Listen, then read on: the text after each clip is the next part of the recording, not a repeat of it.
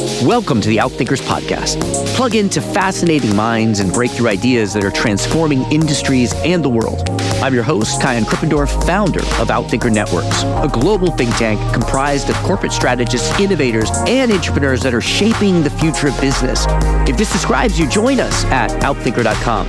Now, let's dive into this week's episode.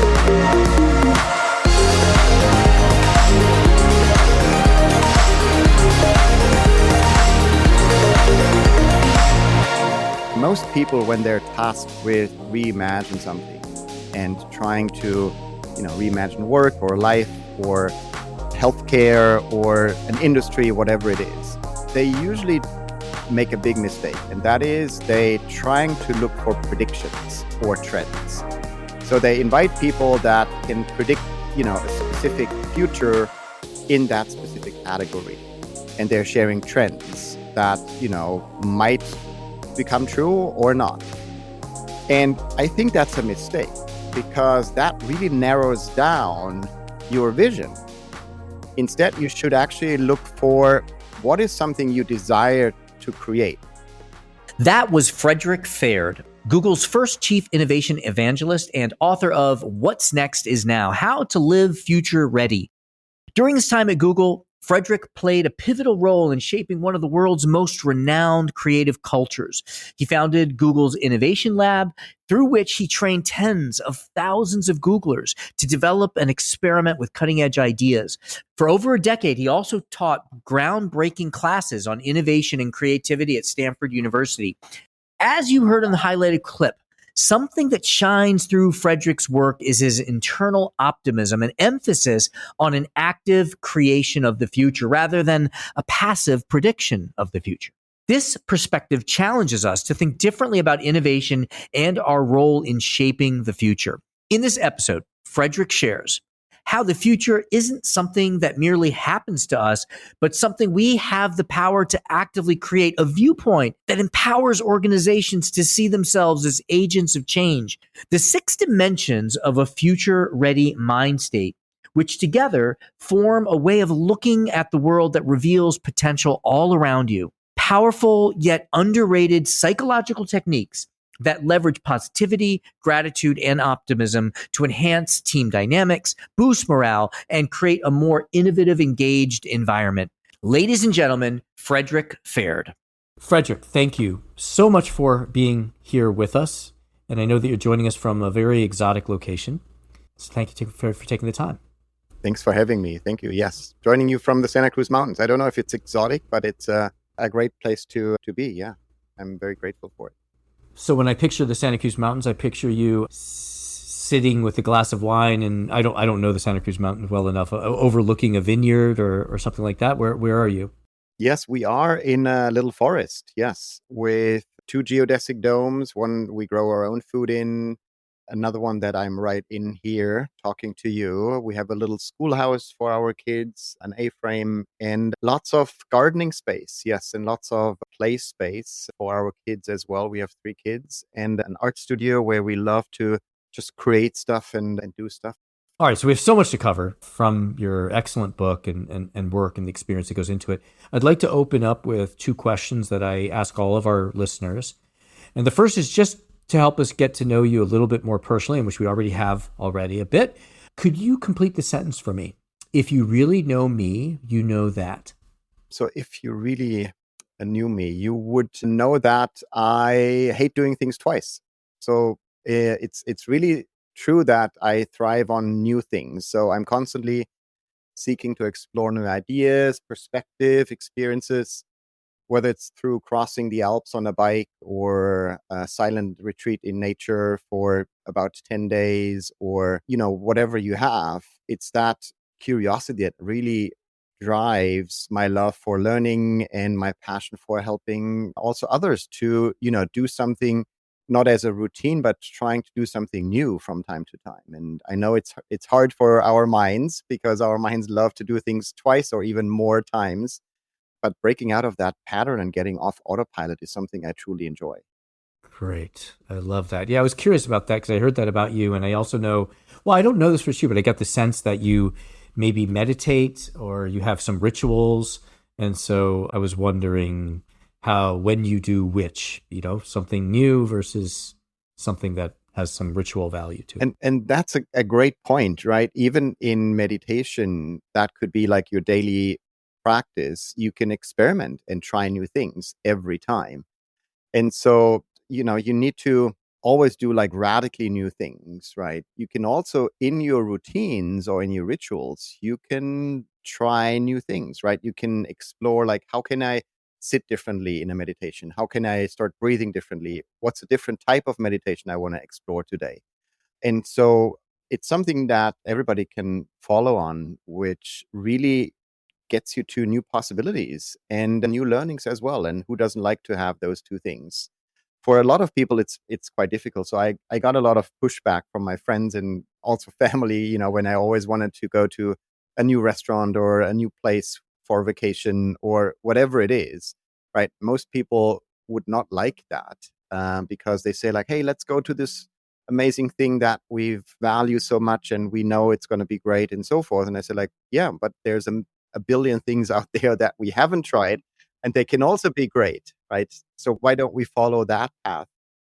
And slowly I convinced my family that we actually always try something new, whether it comes to restaurants or places we visit and so forth. And they kind of now enjoy it too, which I really like. Awesome. So many follow-on questions there, but we have a lot to cover. So before we get into your specific content, you've spent a lot of time facilitating strategic conversations. So what is your definition of strategy? Yes, I wouldn't say that I have an academic even definition of strategy, but what I have is a pretty good understanding, I think, what worked for a lot of leaders, a lot of people that I've been working with, even in organizations like Google or at the UN or other organizations where I was able to facilitate conversations that really were about the future, right? And the strategy is about imagining a future that doesn't yet exist. And at the same time, creating the pathways to bring it to life. And the path to the future is paved with experiments. So that's the addition I would bring to that conversation, which is, again, strategy is about envisioning the future that inspires and then designing the experiments that move us toward that vision. So it's a dynamic process for me where imagination meets action, allowing us to explore, to learn, to adapt as we create that pathway to bring our vision to life. So think of it as imagining the future that doesn't exist yet, combined with experiments to get you towards that future. Yes. And just a clarification question for our listeners here. When you're envisioning the future that doesn't exist yet, in your speaking of it, is it a predicted future, like what you think is going to happen, or is it a created future, or both? So for me, it's the future that you want to see happening, right? And that is a desired future that I think is really exciting because that can be different for a lot of people, right? It can be different what you desire to happen next in the next year or next 10 years or next 100 years than for me, right? But having that conversation, that clear picture, I think brings us closer together so that we can compare, we can, feel inspired by each other's visions, and then maybe all work towards a specific vision that we want to see happening. So for me, it's a desired future. Yes. Big ahas for me from listening to your work and reading your work is this importance or the value of putting yourself in that future and as opposed to being a predicted future outside of yourself, which gives you agency and gives you a role to play. Yeah, and a little bit more control and a little bit more, I think, satisfaction where, everybody asks that question, what will the future bring, right? That's the prediction question. And we love weather apps. We love the stock market predictions. We love, whatever predictions are out there, right? Whenever the new year kicks off, we are all very not cautious. We are all very curious to hear what are the latest predictions about the next year, right? But I think that's wrong. That's the wrong question to ask. We shouldn't ask what will the future bring or even the year. We should ask ourselves, what future do I want to create? And put ourselves into that picture of that future. So I think we're circling in on it as well, but already But if you were to kind of summarize what work you are known for that you kind of captured in this book, what would you say someone who hears the book and says, "This is I got to read this book because of this idea," or what the point of it is? How would you describe it? Yes, I think for me, the core idea is that the future is not something that just happens to us. It's something we actively create. And that is, for me, very important because it changes our relationship with the future. Where most of us have a relationship that is sometimes guided by fear or anxiety, definitely by uncertainty, but doesn't have to be that way. It also can be exciting to think about the future, right? When we think about the future as our future that we actively create and shape, I think most of us will get excited about it because we mostly put out a vision of a better future for ourselves. And whatever that means, it could be a better a relationship, it could be a happier life, a healthier life, it could be anything like that. And the core of how I want to think about the future is that we not just envision a future that is materialistic, meaning like there will be robots or there will be a specific car that I am envisioning in my future or a house or whatever it is. It should be more towards how do I want to be in the future? What are the deeply human qualities that I want to embrace in the future? And how can I move towards those qualities? Yes, I'm listening to it both from an individual perspective and also from the perspective of a strategist or an innovator that's maybe guiding a team or an organization towards creating the future. Because, as you say, the strategy is the creating of the future and then the experiments that help us realize the future. Maybe just talk to us a little bit about, and you've got a number of, for me, really big points here about the power of optimism, of openness. Maybe just unpack one of those for us. What is something that many people get wrong that they should rethink as they guide a team or an organization to create the future that they create as opposed to plan for a predicted future? Yes. So I talk about 5 dimensions of what I call a future ready mind state.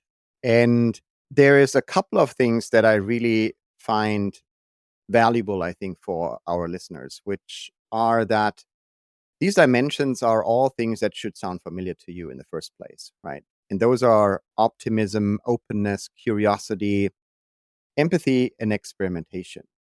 And all of those should be something that, you came across in your work as a leader, as a strategist, as an innovation leader in your organization, or even as a human being, like a father or as somebody who is part of a community. So those are all deeply human qualities. What I think is interesting that when we dial up these dimensions, when we are more optimistic, more open, more curious, when we are more empathetic and experiment more, you see more opportunities. Those opportunities will actually emerge. And I think that's something that we can all become better at.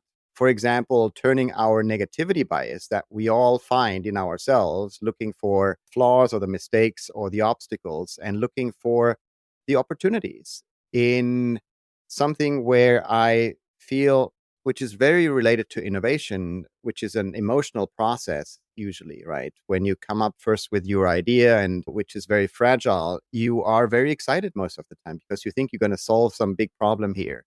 And then someone tells you like this idea might not work, right? So you're frustrated, right? Even angry sometimes. And then you move towards building your first experiment or prototype, you test your idea. And some things might not work out, right? So you experience failure, which is also an emotion that, really is experienced by you. And then, you move towards building the idea and putting it out into the world and like it changes people's lives. And so you feel responsibility and so forth. So it's a very emotional process. And I think what I want to help people with is that this emotional process of creating the future can be something you train yourself in, where you can train yourself to be more optimistic, to be more open, to experiment better, to have more empathy and so forth. And that really is something that is exciting and also very accessible to people. And I want to help people to really learn how to make themselves better in shaping their own future. And that is something, hopefully, that is appealing for a lot of people, because I don't want to have my future being decided by someone else or decided by something else. I want to create my own future, and I want to create a better future, and I want to show people how to do that.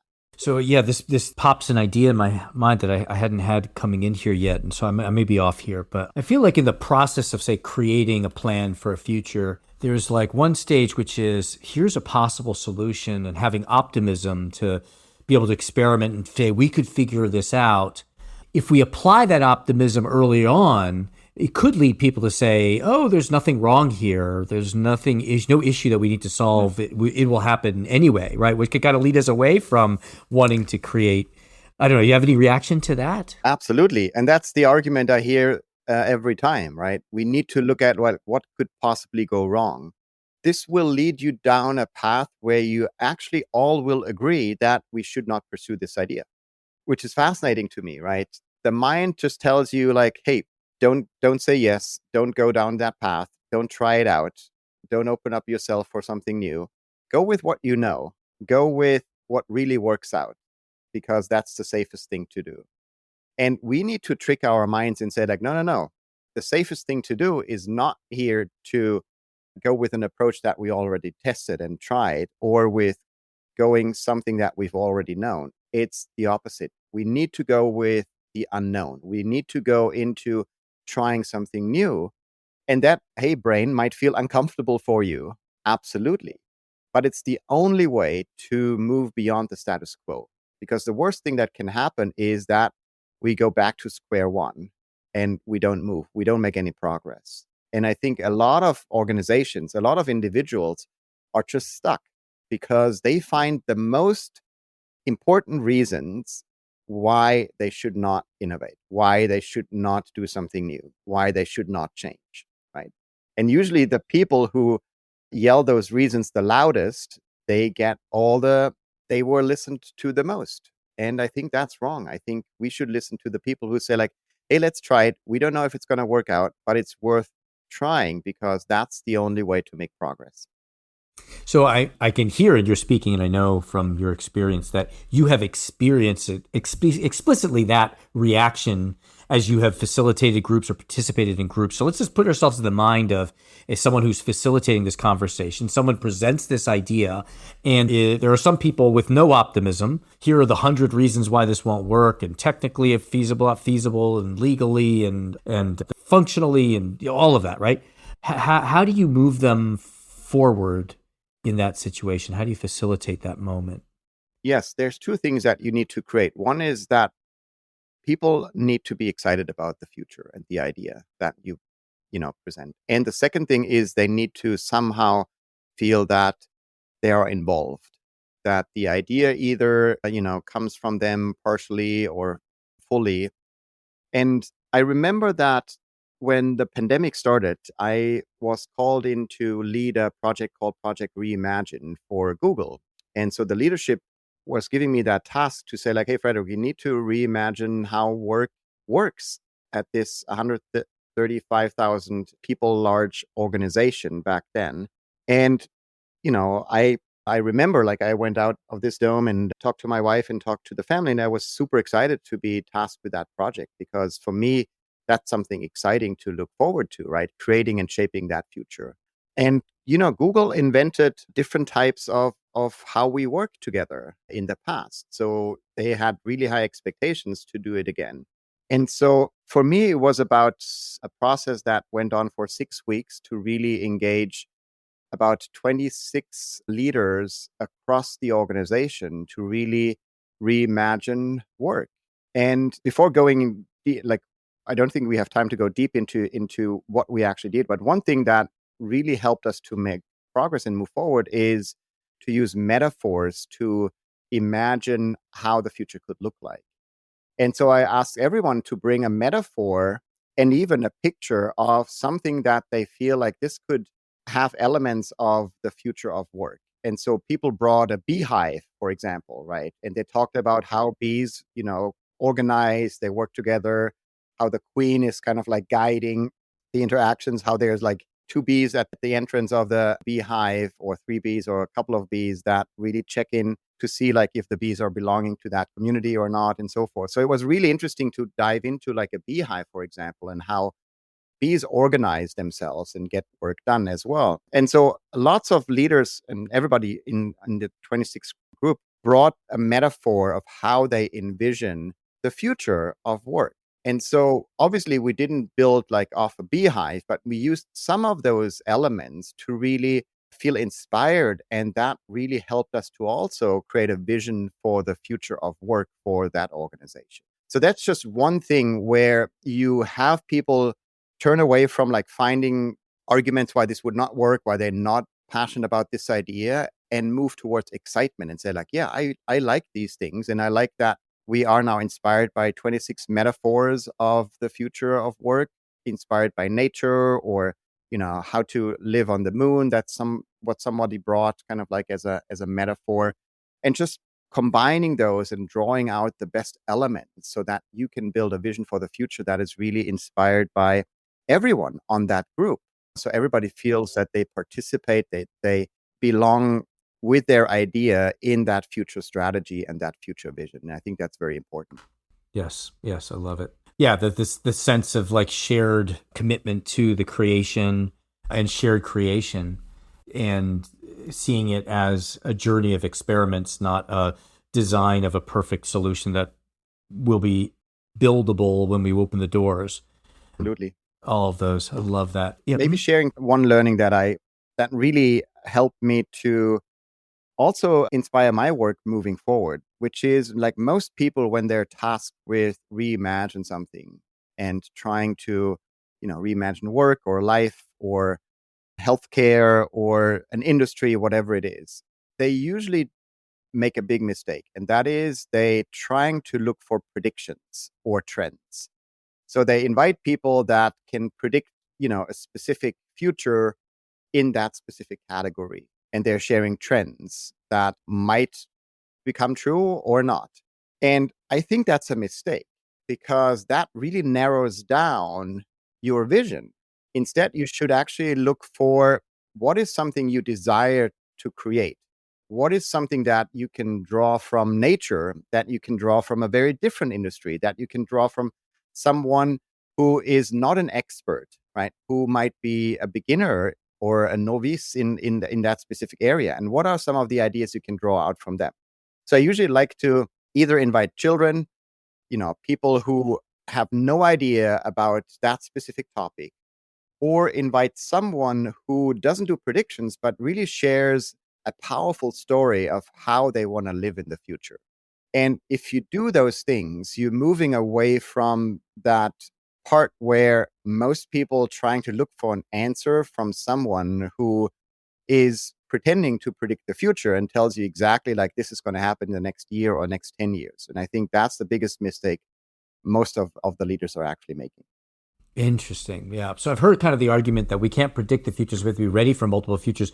What you're saying is, it's that distinction we opened up with about creating the future, about you causing. And if I look at what, like many of Google's big innovations, it hasn't been predicting a market space and then building for it ahead of time. It's been the actual creating of that space, which makes a lot of sense. I have a bunch of questions to follow up on. We're not going to have time to cover all of it. You've got great content as well available for people. I'm going to put them off to the side. I'm going to ask a few more questions. If we have time, I'll go back to some of the others. Just kind of out of the blue here, what's something that you've changed your mind about? Yes, I probably change my mind on something every day, which I like. It drives a lot of people crazy, I think. But I think the most important thing I've ever changed my mind about is what truly matters in life. And that is a constant discovery process, right? And when you're young, you often think that things matter the most, right? Objects, materialistic things. And as you grow up, you realize that experiences hold more value, right? So you want to go on an adventure with your friends, you want to have experiences and so forth. But ultimately, it's the relationships that you build and your health that are most meaningful and most impactful and most important probably in your life. And I've learned that helping others discover this shift in perspective can really empower them to focus on what really matters, fostering deeper connections, prioritizing their well-being, and maybe leading a more fulfilling life. So I think moving through the years, realizing that you start off feeling like the materialistic things are the most important, then you realize that experience are more important than that. And then ultimately, probably realizing that the relationships that you have are actually the most important and most meaningful in your lives. Yeah, and there's that famous Harvard study that sort of supports this, that the people who are most happy are the ones that have the most meaningful relationships Absolutely. in old age. Yeah, Robert Walding, or actually a good friend of mine, he put out that study that really is the longest study that was ever conducted around happiness and what makes you a happy individual, but also what helps you to live longer, interestingly. And it's the quantity and the quality of your relationships. So both actually matters. So the better your relationships and the more you have relationships, the happier you will be and the longer you live. And I think that's very compelling. That's worth it. It's worth it to be open to relationships and prioritizing relationships. It's getting a little practical here. Is there a favorite framework or tool or that you find particularly useful, whether that's one that you created or one that you've observed? There is, yes. It's called reframing. And reframing is, for me, probably the most powerful tool that helps us to shift our perspective. It's a powerful technique because it involves shifting your perspective on a situation to see it in a new light. And reframing helps you really transform challenges into opportunities, for example, right? And allows you to approach problems with that fresh perspective.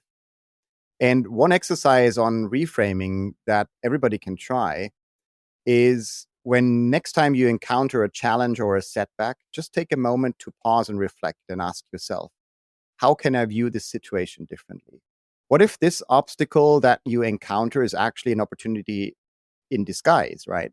So you can write down at least 3 alternative perspectives on the situation. And by consciously practicing this shift in perspective, you train your mind to see possibilities where others see limitations. And that is very powerful. One of the biggest reframes that I helped people with was during the pandemic, again, on this project Reimagine, where I told people you have to reframe from I have to work from home towards I can work from home. And that single shift and reframe really opened up possibilities for people where they say, like, yes, if I see that differently, where I'm not forced to work from home, but I'm allowed and I can work from home. That is a simple reframe that really allows to see possibilities. And I think reframing is something we can practice and train ourselves in, which is very powerful on a moment to moment basis. I'm so glad that you responded that way, because there is a question that I want to ask that I thought we wouldn't have time to, but now you've kind of led right to it. So I'm going to ask it. Just to unpack a little bit for us, a little bit of the science. I love your work in which you talk about like the science of the kind of optimism that comes from reframing, not just like, oh, it makes me feel good, but they're actually in terms of like problem solving or future creating. What's the scientific reason why having optimism is important? There's so much science in the positive psychology, for example, right? That really helps you to understand that if you change and reframe your thinking from negative thinking and, thinking about obstacles towards seeing possibilities and seeing something as a learning opportunity for yourself, right? What that can actually create in you. There's health benefits, there is benefits in your relationships, then there's benefits that others will actually engage more with you, which I think is very powerful, right? If you are a positive and optimistic person, there's a higher chance that people actually want to work with you and want to do, projects with you and so forth. So there's lots of interesting science behind it. And for me, what I really like to focus on, and that's what a big part in the book is about, is these practices that everybody can try. So instead of just like following a scientific study, which obviously proves everything that we are talking about, trying to give people experiences so that they can find it out themselves, where they say like, yeah, I want to, for example, use the science of gratitude, which is very clear that if you say thank you to someone in your team as a leader, that team member will be happy, right? Obviously. The science, interestingly, also tells you that if you share that thank you note with someone, that could be verbally, it could be over email, it could be like in written form, it makes you happy too, right? So there's a benefit for the team member, but also there's a benefit for you as a leader.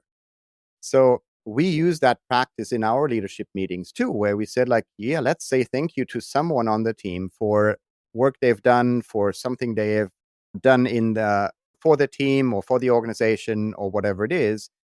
And everybody wanted to send out that thank you note in the leadership team because they knew the science is that it's not just going to make that person happy who receives that, but it's going to make you happy too as the sender. So that was an interesting twist on how to use the science, but also give people an experience where they could send those notes out and experience moments of happiness, right? Immediately. So that's something very powerful that you can practice yourself by just sharing notes of gratitude with people as well. Yes, beautiful. That brings up 5 other topics, but we've reached the top of our time with you. How can people continue to learn from you and stay connected with you? Absolutely, yeah. So also happy to learn from people, right? It's not just a one-way street here. So you can find me anywhere on all your favorite platforms. Obviously, the book is a good starting point too, right? Where we share stories and from what I call future readies, those people who really embrace this future ready mind state, incredible individuals that build remarkable futures for themselves, right? And I share stories and how they actually do that.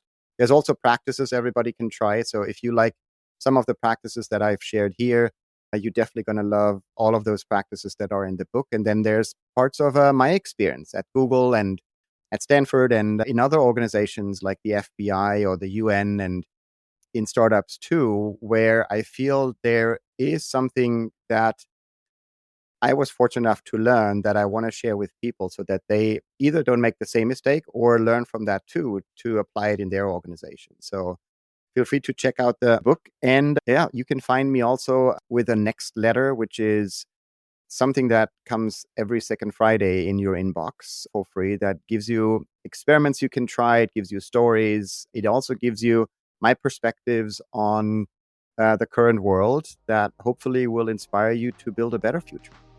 Excellent. Well, thank you for sharing that and for the work that you do and for unpacking part of it with us here. Thank you so much for being with us, brother. Thanks so much for having me.